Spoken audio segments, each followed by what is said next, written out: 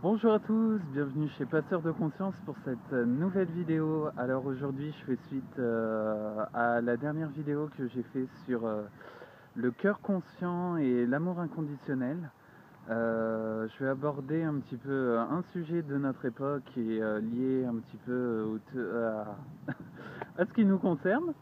Je vais parler de la consommation des relations et des liens relationnels qu'on peut avoir enfin en nous-mêmes, aussi dans notre cercle personnel, amical, familial et professionnel. Et je vais en même temps aborder aussi le consumérisme. Euh, donc, euh, Ça peut aussi s'associer en fait à une certaine fonction d'utilité pratique. Parce que qu'est-ce qu'une relation? Une relation, c'est une relation avant tout avec soi-même, une relation de respect, d'intégrité, de bienveillance et d'amour inconditionnel. Lorsque je donne de l'amour, comme je l'explique, le cœur conscient, en fait, lui interagit directement aussi avec tout ce qui concerne le champ de conscience émotionnel, en sachant que le champ de conscience mentale est là pour un petit peu pour déstructurer et déformaliser tout ça. Et donc, en quoi il peut y avoir confrontation avec l'émotionnel et la consommation et le consumérisme? C'est que parce qu'on n'a toujours pas réglé certaines choses en nous-mêmes, certains blocages. Je m'explique. Pour moi, ça a été très complexe parce que je me suis retrouvé dans des situations de dépendance affective. Une dépendance affective due au passé intérieur que j'ai eu, au passé intérieur notamment au syndrome de l'hospitalisme. Ce syndrome-là, en fait, c'est un syndrome justement qui se manifeste étant tout petit, sauf que j'ai eu la sensation de le ressentir au cours de mon développement et de plus en plus. C'est-à-dire une sorte d'abandon, de rejet, beaucoup de liens entre le besoin et le manque, justement. Et j'ai été énormément inconsciemment dans la consommation et dans le consumérisme des relations sociales. C'est-à-dire, qu'est-ce que signifie consommer une relation? Consommer une relation, c'est l'utiliser, c'est-à-dire l'utiliser parce qu'on en a besoin, parce que ça le nécessite. Euh, et que sans ça, en fait, ça donne aussi un sens à ce que l'on fait au travers de l'autre. C'est-à-dire que je donne un sens en consommant l'autre, en le consommant, en l'utilisant, en étant dans cet aspect pratique des choses.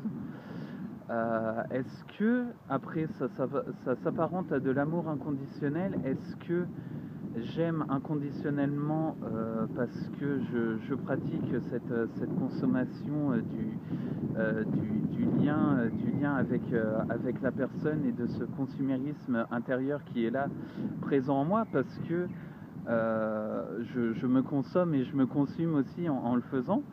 Pour moi, je trouve que ça met beaucoup plus en difficulté, que ça n'ouvre à la vérité profonde qui est en nous dans le cœur conscient émotionnel et le cœur conscient physique aussi, parce que les relations qu'on construit, c'est qu'il y a aussi un individu et donc un être avec qui je communique. C'est assez complexe. Et ce qui se passe en ce moment, pour notre génération des années 90-2000, c'est qu'on a connu en gros cet aspect par la mondialisation de la consommation, de l'exacerbation de l'individualisme. Mais moi, je suis le premier, hein, je tiens à le dire, que j'ai été beaucoup dans la consommation de relations dû à ce syndrome de l'hospitalisme, où j'avais besoin de l'autre pour exister et être vraiment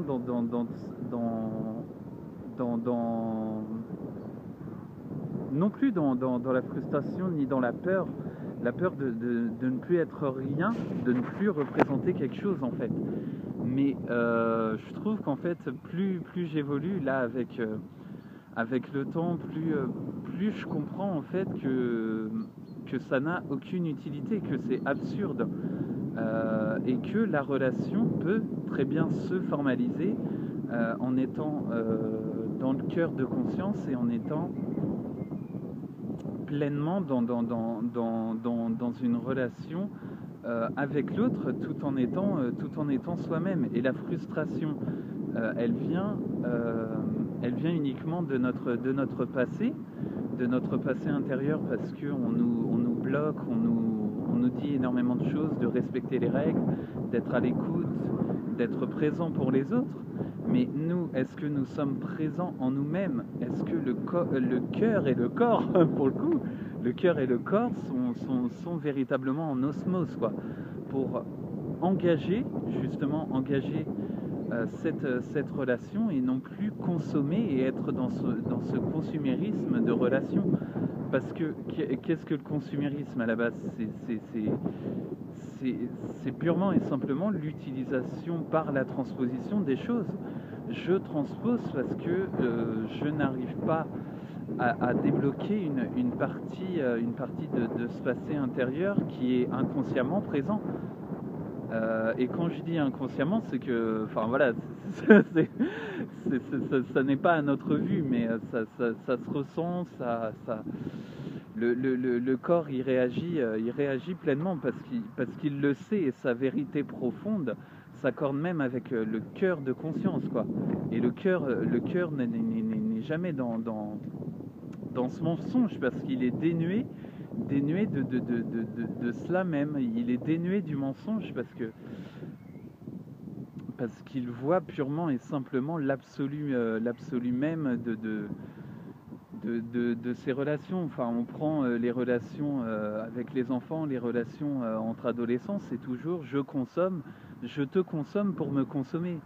Mais pourquoi est-ce que tu te consommes? Enfin, c'est pas logique de se consommer pour exister.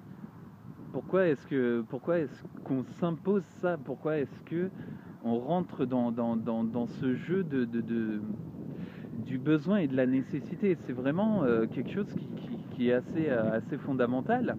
Et c'est là que c'est aussi intéressant, parce que le cœur de conscience et le corps nous rappellent que consommer la relation avec l'autre, consommer cet amour qu'on peut avoir, ou cette chose qui est présente, ça n'a pas de sens. Ça n'a tout simplement, pour moi, qu'un sens éphémère, quoi.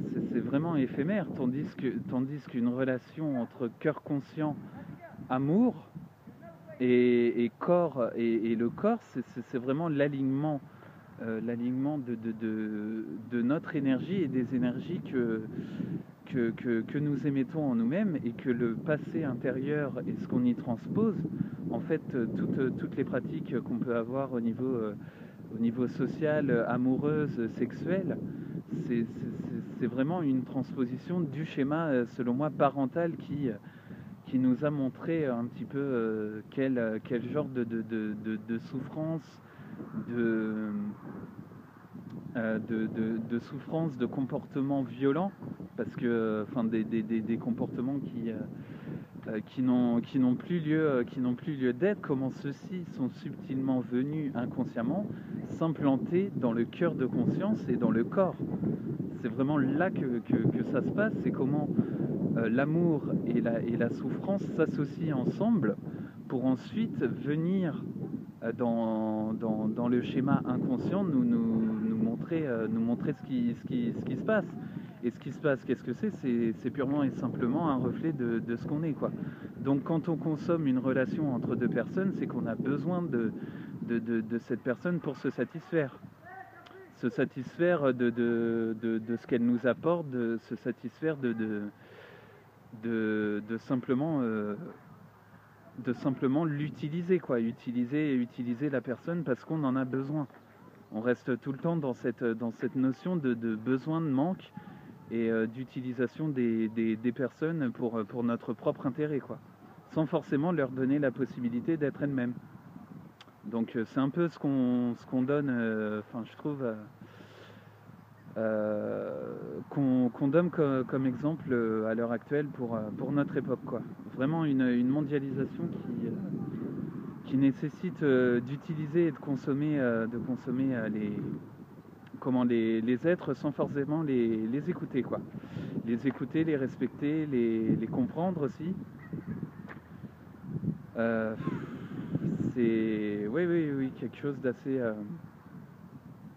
d'assez complexe, mais d'assez révélateur des comportements qu'on a, quoi.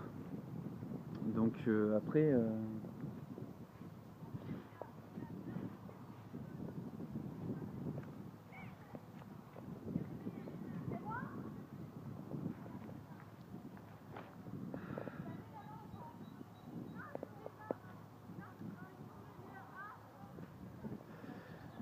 après oui, chacun voit ça de la manière dont il le souhaite, mais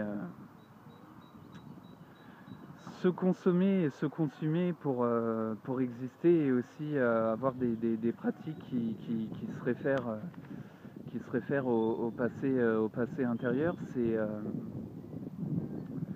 c'est selon moi des souffrances qui sont toujours là enfin, pour l'enfant intérieur, parce que l'enfant intérieur est, quoi qu'on en dise, toujours présent, et l'être de présence est vraiment dans le cœur de conscience, le corps, l'émotion et les sensations qu'on peut en éprouver, quoi. Et si on expérimente justement toutes sortes de pratiques sociales, des relations de consommation sociale, de consommation humaine, c'est parce que on a toujours ces blocages qui sont là, quoi. Ces blocages, ces appréhensions, ces peurs non dites, quoi. Donc voilà un peu ce que je peux faire comme bilan de la consommation des relations humaines et des relations entre personnes qu'on peut avoir actuellement. Alors, en tout cas, si vous le souhaitez, n'hésitez pas à réagir sur ce sujet-là fort intéressant pour moi. Voilà. Abonnez-vous à la page Facebook. Idem pour la chaîne YouTube. En tout cas, c'est un plaisir extrême de pouvoir le manifester, le mettre en avant, parce que là, ça me permet de vraiment avancer aussi intérieurement sur cette réflexion, cette méditation que j'ai. Et en tout cas, méditez, soyez, et vraiment comprenez les choses, vivez-les intensément et soyez vous-même. Donc je vous dis à plus tard et salut à tous et bonne journée.